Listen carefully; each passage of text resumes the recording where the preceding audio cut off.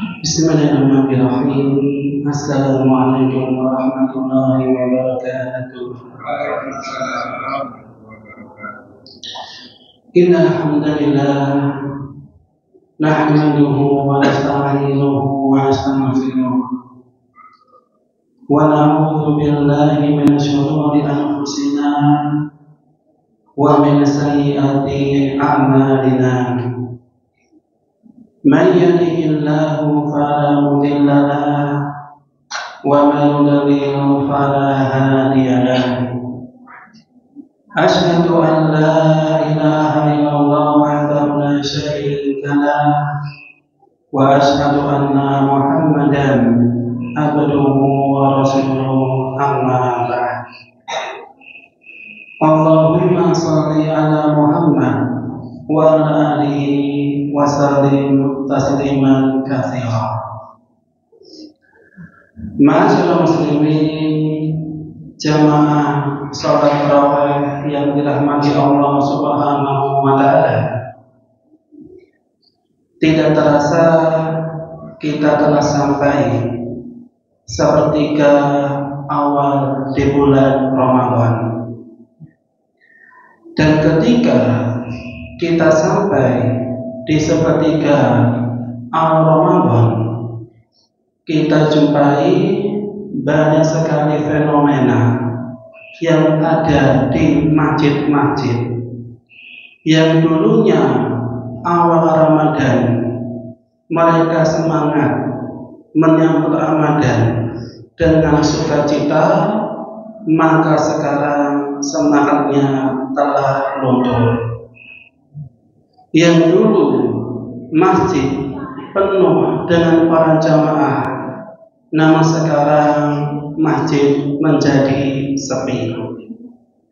Yang dulu kaum muslimin salat di masjid sampai shaf ke belakang, namun sekarang shaf makin menjadi di depan.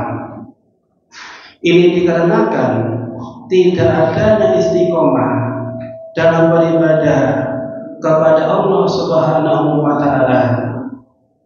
Padahal yang namanya istiqomah itu suatu unsur yang wajib ada dalam suatu ibadah. Sampai-sampai ada seorang sahabat yang bernama Abu Amrata Sufyan bin Abdullah radhiyallahu anhu. Beliau datang minta wejangan dari Nabi sallallahu alaihi wasallam. Maka Nabi SAW mengatakan, "Qul amantu billah tsumma istaqim." Katakanlah aku beriman kepada Allah, kemudian istiqomahlah.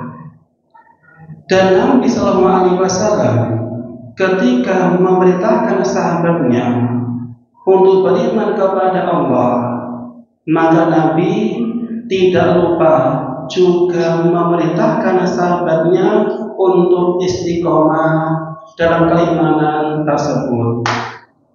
Dikarenakan jikalau iman tidak dijaga, iman tidak dirawat, maka boleh jadi iman itu akan luntur, bahkan hilang dari dada seorang hamba.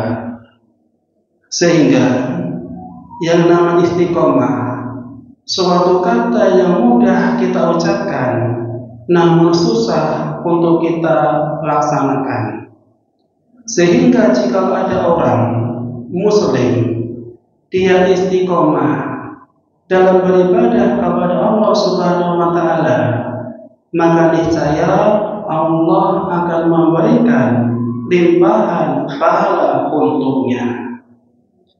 Ini sebagaimana pernah dikisahkan dari sahabat Bilal bin Rabah radhiyallahu anhu, bahwasanya Nabi sallallahu alaihi wasallam pada suatu malam pernah mendengar suara trompetnya Bilal mendahului Bilal masuk surga.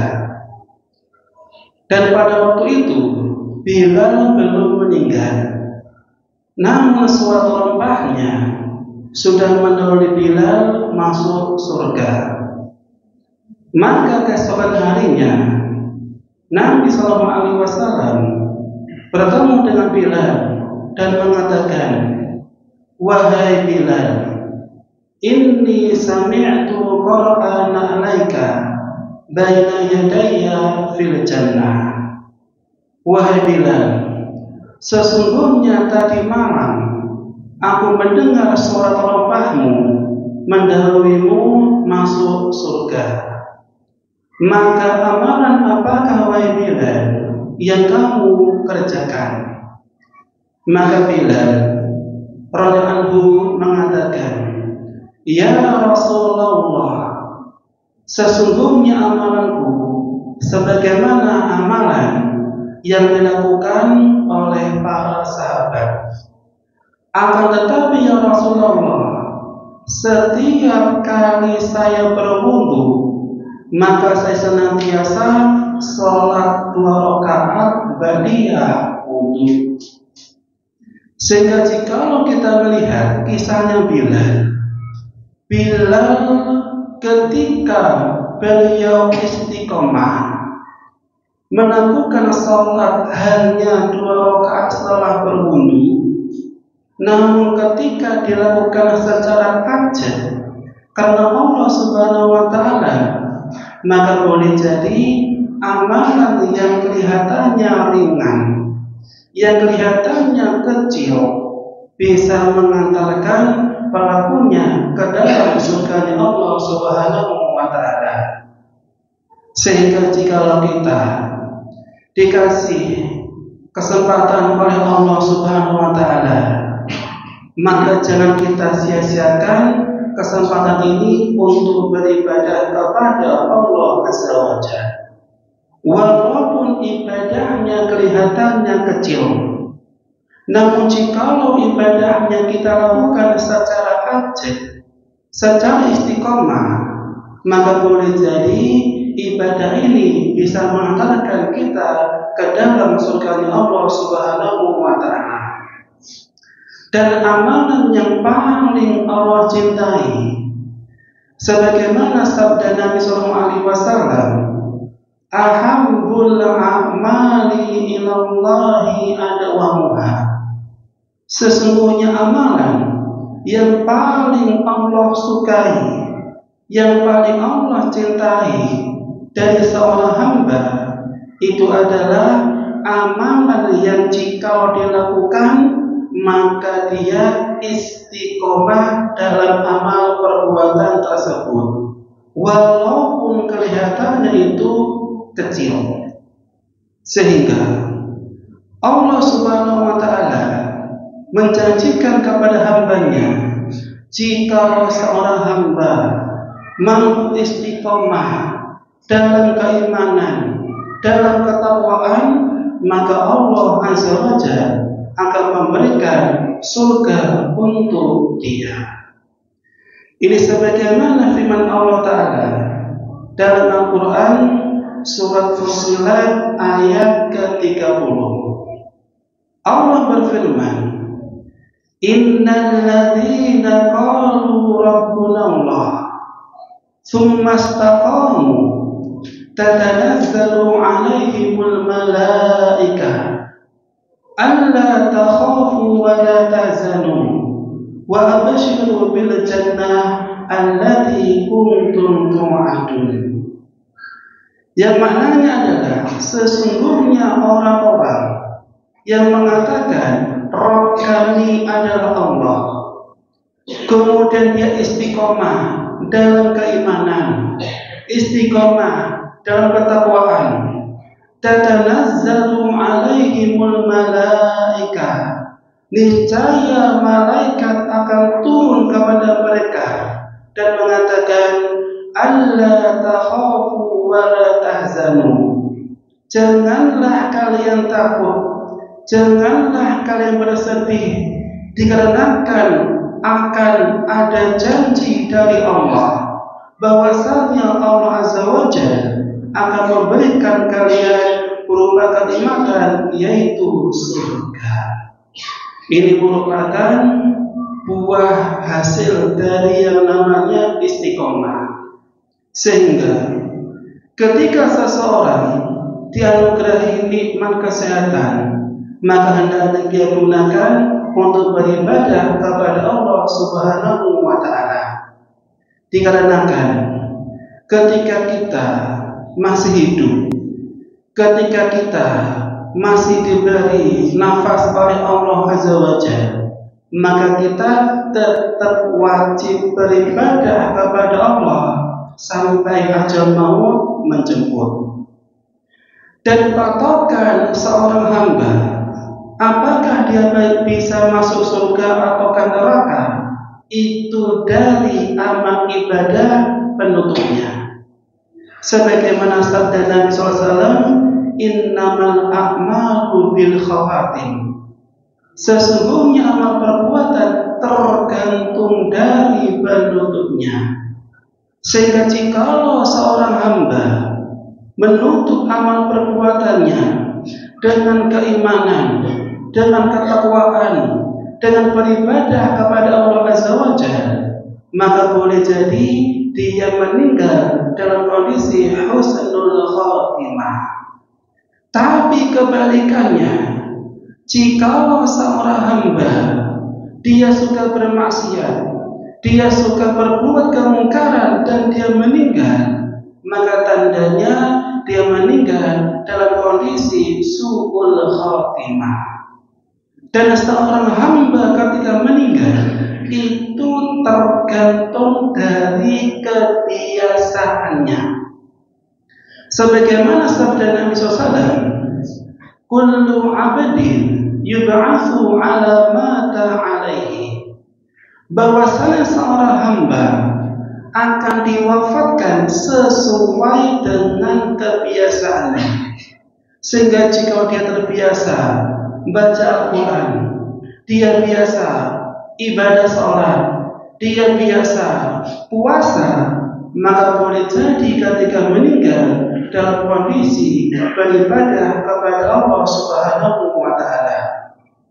Tapi kebalikannya, jikalau seorang hamba suka bermaksiat, suka berbuat kemungkaran, maka boleh jadi dia meninggal dalam kondisi berbuat kemaksiatan. Dan saya punya suatu kisah nyata dari tetangga samping rumah. Dan tetangga saya ketika masih hidup tidak pernah sholat. Sampai-sampai ketika Jumatan nggak pernah ke masjid. Bahkan ketika sholat hari raya tidak pernah sholat. Maka ketika dia sakit dalam kondisi sakaratul maut, tetangganya mentalkin dia agar mampu membaca kalimat la ilaha illallah. Bukannya dia membaca kalimat la ilaha illallah, justru dia benci mendengarkan kalimat tauhid. Dia tidak suka dia ditalkin, dan ujung-ujungnya orang yang nakal ditendang dan dia mengatakan kalimat-kalimat kotor. Kalau bahasa kita, dia mengatakan ucapan misuh. Gara-gara apa? Gara-gara ketika masih hidup dia tidak pernah sholat, dia tidak pernah baca Al-Quran, dia tidak pernah beribadah kepada Allah. Maka ketika meninggal dia dalam kondisi su'ul khatimah. Sehingga di momen Ramadan ini hendaknya kita jaga semangat kita. Tidak hanya semangat menyambut Ramadan saja, tapi tetap semangat sampai di akhir dan penghujung Ramadan. Dikarenakan di antara tanda amalan kita diterima oleh Allah Azza wa Jalla ataukah tidak, itu dilihat dari istiqomahnya. Sebagaimana yang dikatakan oleh Al-Imam Ibn Rajab Al-Hambali, inna min alamati qabulil hasanah al-hasanatu badaha. Di antara tanda amal kebaikan seorang hamba diterima oleh Allah Subhanahu wa taala, maka Allah memudahkan untuknya untuk beramal kebaikan setelahnya.